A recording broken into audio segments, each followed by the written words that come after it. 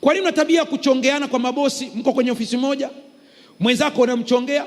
Mfanyakazi yeyote mwenye akili timamu, ukimuona mwenzako kuna kitu ameharibu pale ofisini, mtengenezee mazingira ya kumsaidia, sio kumharibu.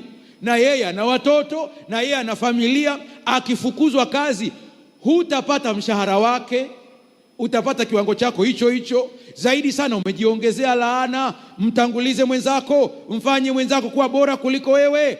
Tenda kile ambacho na wewe ungetamani kutendewa.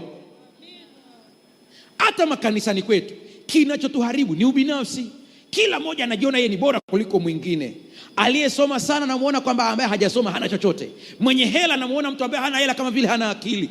Usijidanganye. Kuwa na hela sio kuwa na.